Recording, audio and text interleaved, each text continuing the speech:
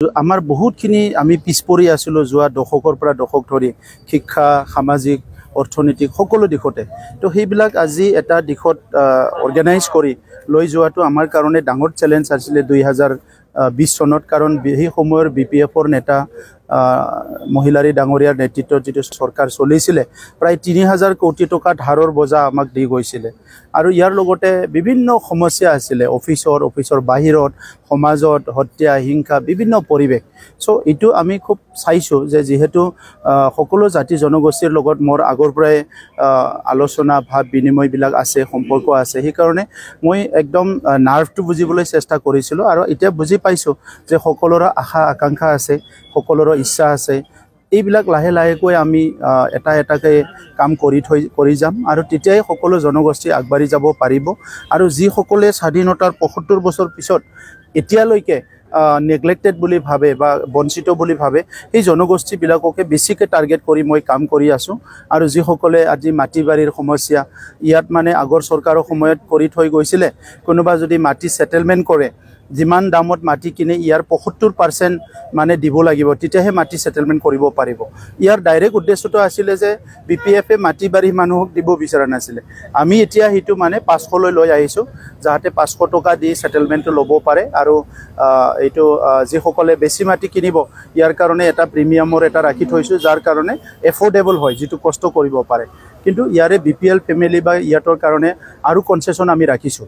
সেইকাৰণে মই ভাবো যে বিটিআৰ অঞ্চলৰ ৰাইজে এতিয়া বুজি পাইছে ইউপিপিএলহে কাম কৰিব কাৰণ বিপিএফে কাম কৰা নাছিলে আৰু নকৰে আৰু তেখেতসকলে আহিলে আগৰ নিচিনাই হিংসা দাদাগিৰি এই পৰিবেশবিলাক আহিব হিটো সবে গম পাইছে কিন্তু হিটো একদিনত হোৱা বিষয় নহয় কাৰণ ইয়াত গাঁও অন্তৰ্ভুক্ত কৰা কথা আছে সেই গাঁওবিলাকত সাৰ্ভে কৰা ইয়াৰ এটা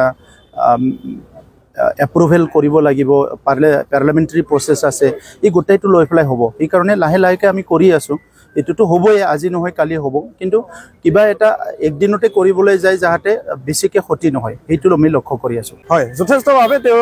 আমি বিফৰ ইলেকশন এমপি ইলেকশনৰ আগতে তেওঁলোকৰ লগত আমি আলোচনা মিলিত হৈছিল তেওঁলোকে আমাক কথা দিছিল যে জাতিটোৰ ক্ষেত্ৰত যি ধৰণৰ সমস্যা আছে বিটিসি পাৰ্টত তেওঁলোকে সমাধান কৰিবা আৰু মই আজি মানে যথেষ্ট পজিটিভ দেখা পাইছো আজি তেখেতে অলৰেডি মানে প্ৰমোদ বড়ো ডাঙৰীয়াৰ কথা কৈছো তেখেতে অলৰেডি ঘোষণা কৰিছে যে আমাৰ যি ৰিক্ৰুটমেন্ট আছে আমাৰ যি পাবলগীয়াখিনি আছে তেখেতে সমাধান কৰিব বুলি আমাক আশ্বাস দিছে ইউপিপিএল দলে যি সময়ত চৰকাৰ কৰিছে এই চৰকাৰখনে যথেষ্ট ধৰণে তাৰমানে তেওঁলোকে ডেভেলপ কৰিছে ইয়াত ৰাস্তা ঘাট বিভিন্ন ধৰণৰ দলং আৰু ইয়াত থকা প্ৰতিটো জাতি জনগোষ্ঠী খুদুৰ প্ৰসাৰী ভৱিষ্যতে নিয়াৰ কাৰণে তেওঁলোকে যথেষ্টভাৱে কাম কৰিছে তেওঁলোকৰ যি লক্ষ্য উদ্দেশ্য একপক্ষীয় নহয় তেওঁলোকে সকলো জাতি জনগোষ্ঠীক এক লগত লৈ তেওঁলোকে কাম কৰিছে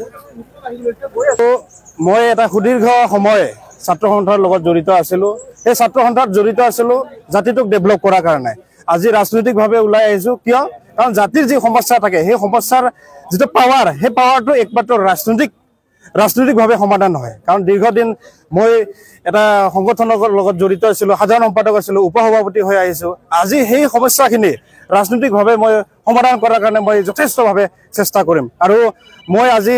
আপোনালোকৰ মাজত দুখেৰে কওঁ নিখিল ৰাভা ছাত্ৰ সন্থাৰ এগৰাকী অক্লান্ত কৰ্মী আছিলো শ্ৰমিক আছিলো আৰু সেই যেটো স্থান মই নিখিল ৰাভা ছাত্ৰ সন্থাক দিছো মোৰ ফালৰ পৰা আজি সেই স্থানটোকে মই মন্দিৰ হিচাপে লৈছিলো নিখিল ৰাভা ছাত্ৰ সন্থাৰ যি মন্দিৰ আজি মই ইউপিপিএলক দিলক সেৱা কৰাৰ কাৰণে জনসেৱা কৰাৰ কাৰণে মই আগবাঢ়ি আহিছো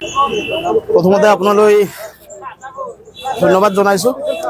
কাৰণ আপোনালোকে সকলোৱে জানে বিপিএফ মই যোৱা 4 বছৰৰ পৰা বিপিএফ দলে কৰি আছিলো বিপিএফ দল কৰি থাকিলেও এতিয়া চাওক প্ৰগতি উন্নয়ন এই স্বাৰ্থৰ কাৰণে আমি কাম কৰিব লগা হয় কেতিয়াবা তো আজিৰ দিনত বিশেষকৈ ইমান ক'ব নোৱাৰো এটো মোৰ এটা ব্যক্তিগত ডিসিশন মই ইউপিপিএল জয়েন কৰিছো আজি মানে শিৱসাৰৰ নেতৃত্বত আৰু শিৱসাৰৰ যিখিনি প্ৰগতি বা উন্নতি আমাৰ বিটিআৰ জাগাখিনিত ৰিজন বিলাকত কৰি আছে তাতে খুব ভাল লাগিছে তেখেতৰ কামৰ গতি স্পিখা চাই তেখেতক আজি ফিজিক্যালিও লগ পালো ধুনীয়া ভাষণ তেখেতৰ মানে শিক্ষা হোক বা যিকোনো উন্নয়নৰ যেটো দিশ আগবঢ়াই গৈছে আমি ভাবিছো আমাৰ দৰে মানুহ তেখেতৰ লগত থাকি মানে নিজৰ জায়গা বিটিসি খন আমি আৰু উন্নয়ন কৰিব পাৰিম বুলি আশা ৰাখিছো আৰু সেই কাৰণে ইউপিপিএল জয়েন কৰিছো সেক্ৰেটাৰী আছিলো তো ব্লক সেক্ৰেটাৰী থাকিলেও যিমানখিনি পাৰিছো চেষ্টা কৰিছিলো হলেও উন্নয়নৰ স্বাৰ্থত প্ৰগতিৰ স্বাৰ্থত আজি যোৱাকালি মই BPF দল ত্যাগ কৰি আজি প্ৰমোদ বড়ো ছাৰৰ নেতৃত্বত মই PPL দল জইন কৰিছোঁ।